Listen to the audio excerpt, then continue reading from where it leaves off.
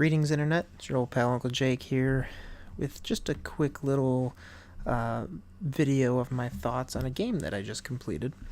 I apologize for the horrible video quality, this grainy, awful looking video quality. I'm on my laptop and I'm just using the webcam. Now, I just want to do a quick little video because just a few minutes ago, literally, I just beat Dark Souls 3 for the first time. I have the Fire Fades edition. I did not go through the DLC yet. I will eventually. I kind of wanted to just beat the main game and move on because I've got so many other games to play right now. I've got Pokemon Heart Gold open right now too, so I was like going back and forth between the two. No, but I just wanted to go over just some thoughts I had on this particular installment of the Dark Souls franchise. This isn't like a full-fledged review or anything, just some thoughts upon completing the game.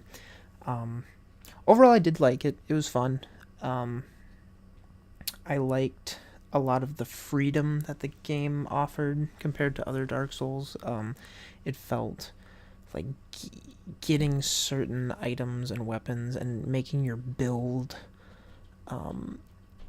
it felt a little bit almost like, alright, we've made you work for it before, you've already gone through all that, here's the stuff that you want. And that's not to say that you didn't have to work for anything in this game, but it did seem just a little more streamlined. You didn't have to like upgrade your armor, just stuff like that, just to like, I don't know how to, what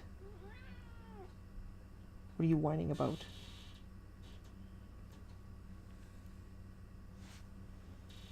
I have a very loud cat, I apologize.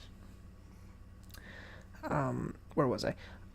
Yeah, just overall thoughts on the game. It did give me quite a bit of nostalgia for the original Dark Souls, which is one of my favorite games of all time. I love that game. I think my biggest complaint with this one, though, I did not care for the level design as much. It was very, I don't know how to describe it. You can definitely tell aesthetically, they came off the heels of Bloodborne when they made this, so a lot of things look like it belongs in Bloodborne. And actually, this is my third attempt to play through this game. The second attempt I quit for a while because I was just getting kind of like annoyed by the way things looked. It just felt like part of the cynical side of me was like, oh, this is just recycled Bloodborne. They're just reusing assets, and which, like, I mean, maybe that's partially true, but I don't think that's quite a fair statement. I think they were just going for like a darker tone with this one, as far as like, that darker gothic feel with, it was like a gothic twist on a fantasy setting, if that makes sense. And actually, I appreciated it a lot more playing through it this time, once I finally started to kind of piece together what the state of the Dark Souls universe is at this point. It's like the end of all ends. It's almost very apocalyptic in its setting. So actually, I did really enjoy that, and it grew on me. But it took me to my like third character and third attempt to play through the game to really enjoy that. The other reason was it took me 3 characters to really get into this game. Is before. The first time I played, that was like my first experience really with a Souls game, and I just like rented it for like a couple days, and I was like, oh, that's fun, I'll stop. My second attempt, I had already beaten previous games in the series, Dark Souls and Bloodborne. I have not played all the way through Dark Souls 2 yet. That's my next Dark Souls goal. I have problems with that game too, but I also do really enjoy it, so I do want to go back and play through the whole thing.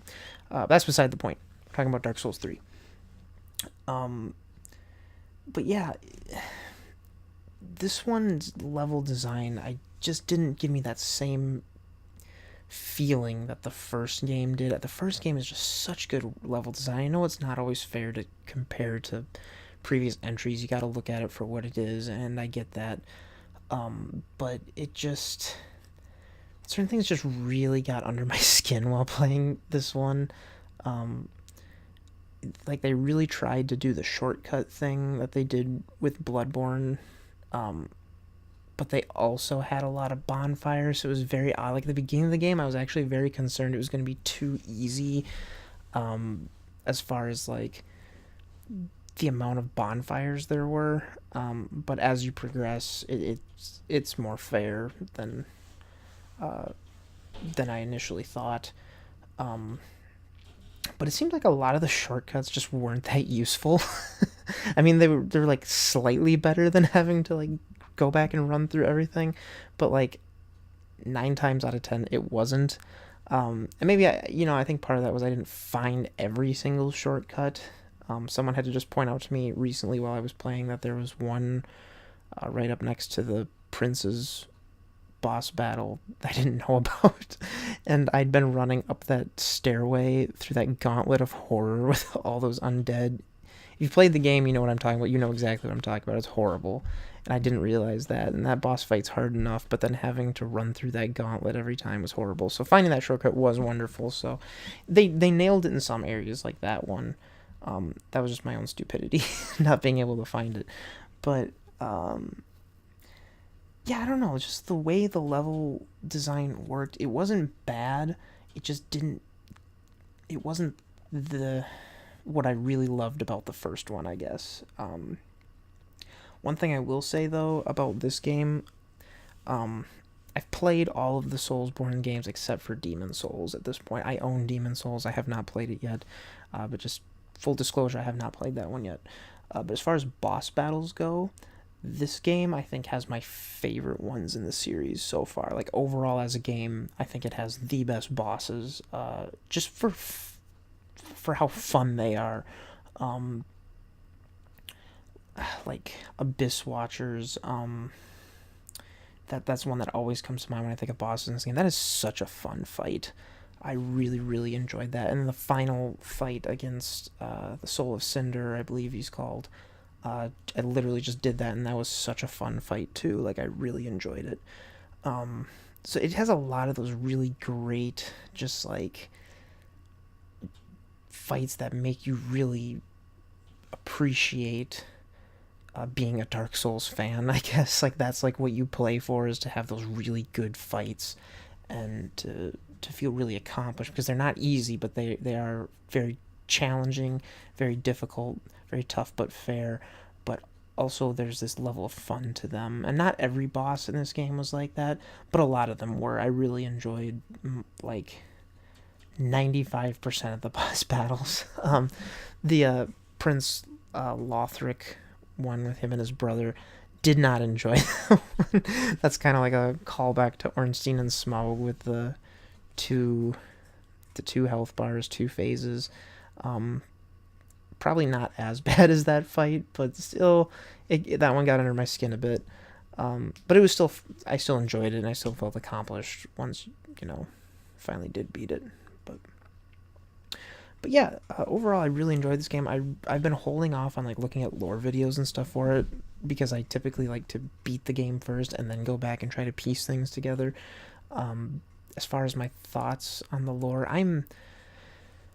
like I said, I have not played all the way through Dark Souls 2, so I don't know if there's a lot that I'm missing from that game. From what I understand, when you get towards the end of Dark Souls 2, it starts to make more sense as to like, in the series, what's going on at that point.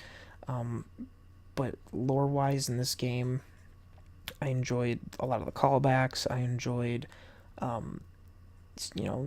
just speculating what happened to certain characters, what they are now. I read one theory that, what's that? It's like the first big boss you fight, is it Vort of the Boreal Valley, is actually, like a transformed version of Smaug. So I'm really interested to know how that kind of fits in, and I'm gonna probably be pawing over lore videos the rest of the night, because I do enjoy that aspect of everything. I got the Lord of Hollows ending, I think it's called, or the Usurpation of Fire or something like that. it was cool. It had that very like almost after credits scene of Avengers, fine, I'll do it myself type of feel to it for some reason. I don't know why that's what I thought of, but it was cool. It was cool. I went through that whole side quest to get that. I did look some things up without going into too much spoilers ahead of time, um, just because I wanted to. I really wanted to do some of the side quests, this time through without screwing them up. Because let's be real here, in any Souls game, it's hard to do NPC side quests without, you know, failing them because you forgot to talk to them at this one point that you didn't know where they were, type of thing. So I did look some stuff up. I did do that side quest to get that ending, and I did do the is it Sigurd or Sigmire in this game? I always get them mixed up. The Katarina Knight. I did his side quests, and he was my favorite NPC by far. So that was cool. I enjoyed the whole thing with Yorm, the giant. That was another great fight, and having him by your side for that fight was pretty wild. So yeah, overall, really enjoyed the game. As far as placing it in the series, like I said, once again, I haven't beat Dark Souls 2 all the way through, so I can't fairly place it in my rankings. I would still put this one below the original Dark Souls and Bloodborne for me still. Really fun game, don't get me wrong, but those two games especially really hold a special place for them right there. So, yeah, my next goal is to beat 2, so then I can fairly rank them. And then, of course, Demon Souls, I gotta play through that one as well. So yeah, I don't know. I just want to do a quick little, kind of quick. I think we're over 11 minutes at this point, going on 12. Just a little video of my thoughts on Dark Souls 3, and yeah, it was good. It was painful. It wasn't easy, but it was a lot of fun. This game came out in 2016, so 2 years later, finally beat it. Yeah, so thanks for watching this ridiculous low quality little my thoughts video on this marvelous game. You should definitely play it if you haven't. If you've never played a Souls game at all, definitely still start with Dark Souls 1. Pick up the remaster. I know a lot of people are really torn on it, but if you've never played it before, definitely start with the remaster, just because you're going to have a much better online experience with it. I won't go too much into that, but if you've only played other games in the series and haven't played 3, definitely check this one out. It's not that expensive right now. I got this for like $15 on eBay with all the DLC, so it's definitely doable. The online community, that's one more thing I do want to touch on. The online community for this one, I don't know if it's because the remastered is out right now, but it was very hard to summon people in to help me with boss battles, and I have pretty good internet, so I don't think it's anything on my end. But yeah, some fights you could get a couple people. There's by no means like a ton of summon signs outside of boss fights at this point, and I get it. It's like 2 years old, and not nearly as many people are playing it. Just one more thing I wanted to touch on quick before I closed out here, that the online was a little bit disappointing for it, but I totally understand why. So yeah, this time I will officially end the video. Thanks for watching, guys. If you enjoyed this quick little thoughts video, give me a like, give me a comment, tell me your thoughts. Have you played Dark Souls 3? Have you played the other Soulsborne games? Let me know which one's your favorite. Why am I wrong for saying this one's not the best? Let me know down in the comment section below, and until next time, guys, I'll see you later.